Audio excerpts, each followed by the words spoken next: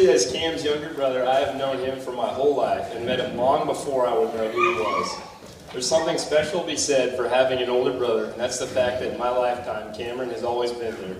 I haven't known a day of my life without Cameron as my brother, and he has always had my back, always been a great example to me, and as any good older brother would, always made sure to beat me in any and every sporting event and competition. At least until I started lifting weights. Whenever we told people we were brothers, they would always ask me, "What happened to you?" And I would think to myself, what do you mean what happened to me? Look at me. I am the normal height here. I mean, if Cameron fell down, he'd be halfway home.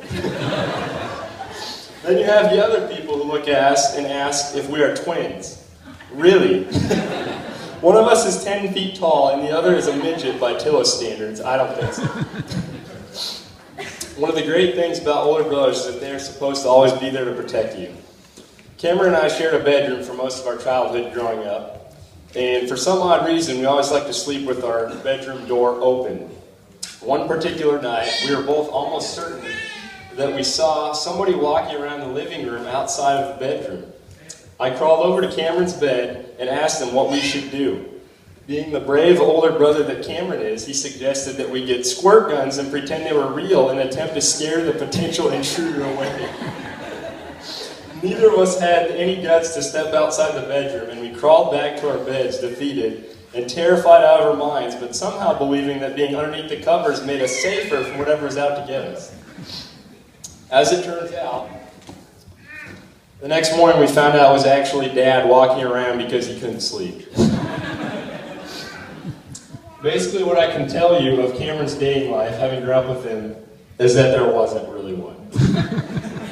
He was the likable guy that had the misfortune of always ending up in the friend zone with every girl he met.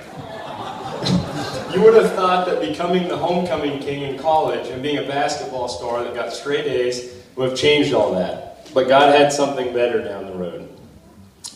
Cameron graduated from college, still single, and his pastor at Fairgrove would always crack jokes about whether me or Cameron would get married first.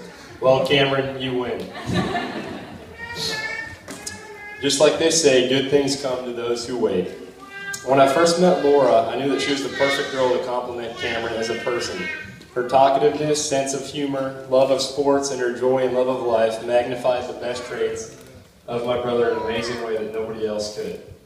Cameron has always been a thoughtful and caring person, but around you, Laura, he's even more. He's always been a godly role model and a leader that's wanting to serve others, but around you, even more.